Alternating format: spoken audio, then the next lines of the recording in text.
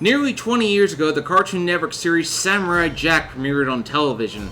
Samurai Jack was praised for its outline-free art style, impressive action sequences, and long stretches of animation without dialogue. The premise of the show was simple.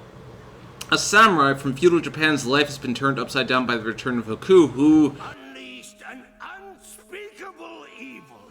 Yeah, thank you. But before the final blow was struck, Now the fool seeks to return to the past and undo the future that is Aku. yeah, that was the setup for Samurai Jack, a samurai who was flung into the future that was ruled by Aku, and in order to undo the future wrought by Aku, he must return to his own time. The show ran for 4 seasons with 52 episodes, but there was never a finale. He was essentially stuck in the future, and for 13 years that seemed to be the case. But luckily, Adult Swim came to the rescue and got Jack a 10-episode final season that definitely concluded the tale. Now, if only they could resolve Reboot's cliffhanger, and I'd be happy. So let's start off here. Some spoilers for Samurai Jack Season 5. In fact, you really need to have seen the show before playing this game. I do not recommend this game if you are a newbie to the Samurai Jack franchise. I'm not here to review the show and story spoilers. I'll say that for whenever I decide to review the show. For now, let's cover the game. I was rather surprised to see they would be making a Samurai Jack video game now that the show is concluded. Say what you will, but interest in Samurai Jack remains. It's not like how Game of Thrones completely annihilated any staying power it may have once had. So the story picks up right during the grand finale. Ashi, Jack's love interest, has realized she has Aku's powers, and transports herself and Jack back through time, even though they go to their in-game designs rather than how they looked in the show. But this time, Aku manages to blast Jack out of the portal, and from there Jack has to go through various time periods of the show to find his way back to Ashi. It's a fun little what if Aku managed to stop Jack from going back in time. I do wonder why he didn't try to stop him in the show. It's kind of like a greatest hits version of Samurai Jack. The abridged version of Samurai Jack, if you will. It's fine for what it is, really not much to say about it. The graphics are cel-shaded, and I find they capture the show's outline-free art style really well.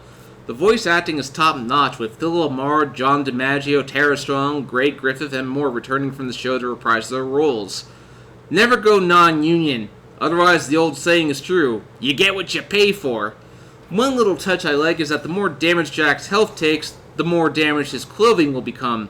Yet as soon as he's back to full health, his clothes are back to normal. A nice little lampshade of this happening all the time in the show. The gameplay itself is a fun little action game.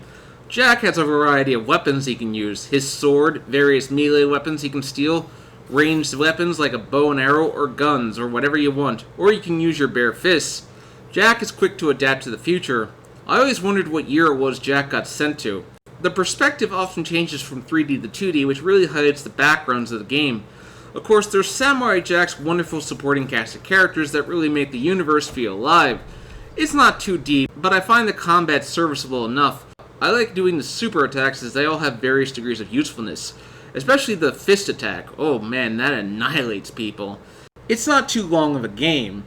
It only took me 6 hours to complete, but it does get progressively harder. The gift from the gods saved me more often than not.